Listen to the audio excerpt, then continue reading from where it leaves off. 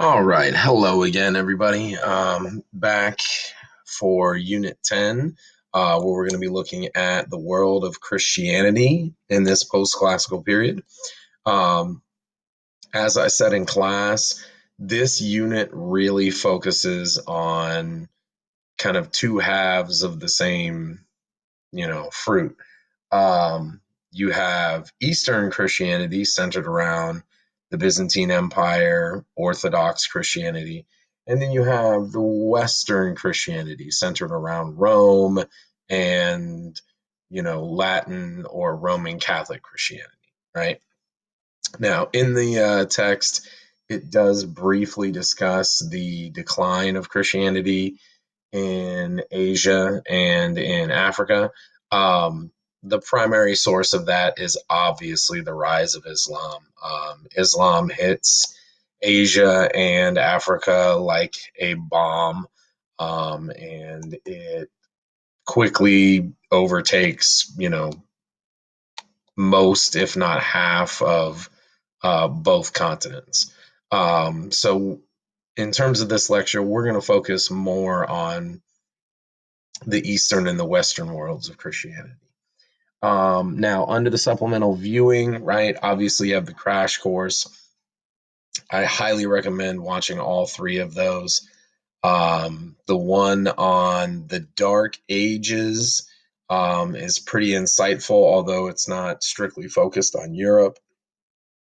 The one on the Byzantine world is pretty good. Probably the most important one to watch out of this is going to be the one on the Crusades. Um, it has some, historical detail, but it really focuses more on causation, trying to determine, the real motivation behind the Crusades.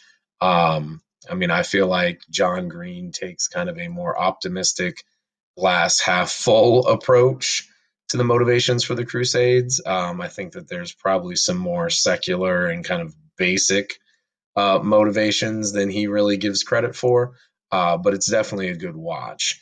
Um, I also would recommend the Feudalism in Medieval Europe Simplified.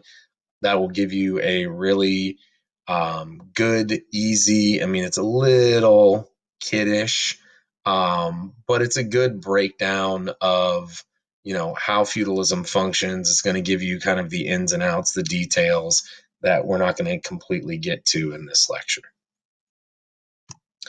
So we're going to start in the eastern half of Christianity with the Eastern Roman slash Byzantine world.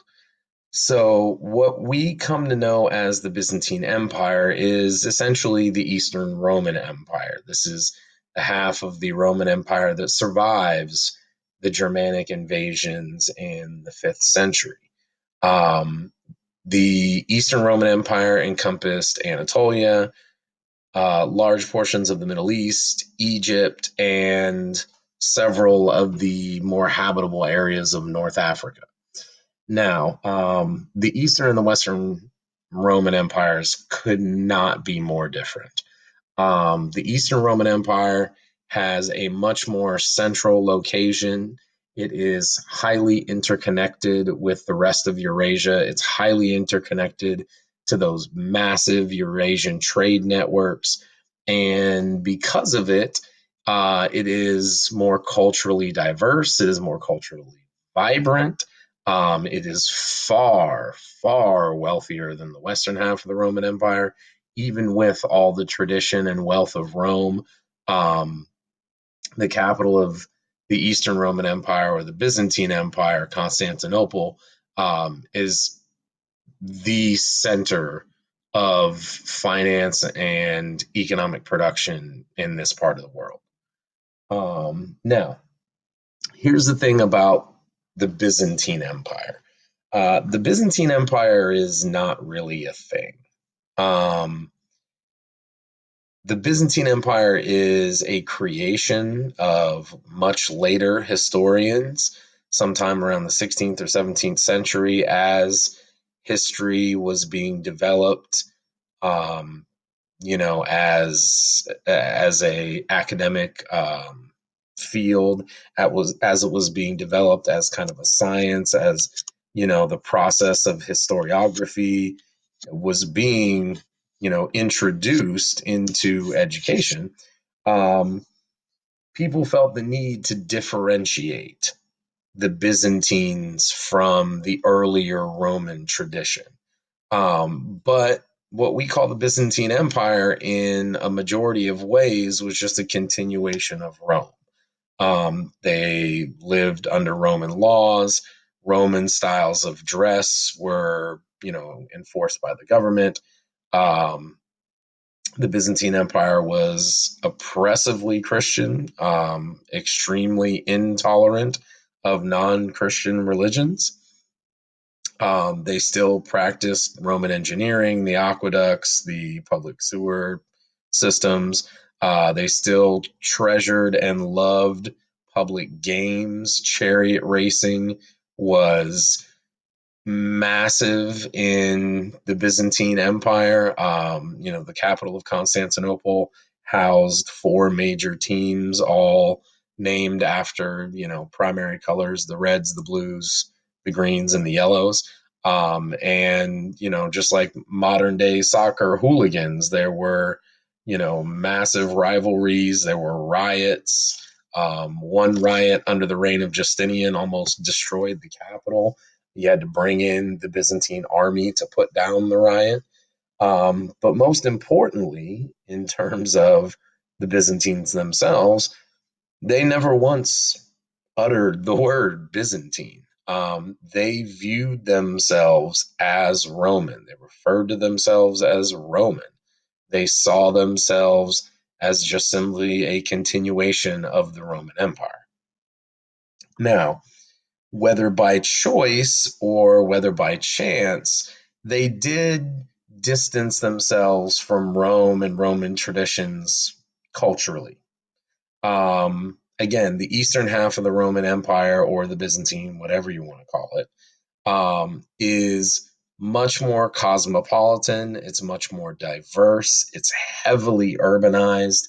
Um, the majority of the Byzantine Empire is built around cities and trade. There is not a lot of rural areas. The majority of the food for the empire is provided by um, agriculture based out of Egypt, which then is transported around the empire thanks to all that wonderful Roman infrastructure. They also incorporated different styles of writing, architecture, and art. Culturally, they were mainly Greek. The language, the spoken language of the empire was Greek. But there were many different influences. I mean, being a part of these Eurasian trade networks we've talked about constantly brings you in contact with numerous different cultural trends and traditions. And a lot of that was incorporated into the Eastern Roman Empire, especially Persian traditions, Chinese and Indian technology. Um, One of the more unique features of the Eastern Roman Empire was the development of the branch of Orthodox Christianity. Um, but at the end of the day, this Byzantine world was built around trade. And for the majority of their history, they dominated not only the Mediterranean, but also the Black Sea trade. The capital of Constantinople is one of the greatest examples of location in world history. The way that the city sits on both the European and Asian continent, the fact that the city is on both sides of the Bosphorus Strait gives them control of traffic in and out of the Black Sea, which means, trade is almost required to run through the city, as well as they can tax ships moving in and out of that area. Um, Not only that, but for the most part, um, Constantinople was essentially the western end of the Silk Road trade network. So, this map kind of illustrates what I was just talking about. You see the Byzantine Empire in 527. This is the original Eastern Roman Empire. Now, the parts in yellow that have been added by 565, those are conquests of the Emperor Justinian, who we'll talk about here in a few minutes. Those are rather short lived. After Justinian dies, the succeeding emperors basically decide that control over North Africa and the Italian peninsula is not worth the amount of money that it costs to support. So most of those lands are given back. But, you know, what you really should take away with this is the location of Constantinople. It is, like I said, perfectly situated as basically the crossroads between Europe and Asia. It is the fastest route from Asia into the European continent. It is the fastest and quickest route from Europe into Asia. Um, it is essentially the crossroads where these two continents meet, and therefore it's going to be a center of trade and travel and communication. So here we have some examples of what is probably the best known and kind of most, Byzantine form of artwork, which is the mosaic. Now, the Byzantines did not invent mosaic artwork or mosaic painting. However, it does kind of come to its apex under the Byzantines.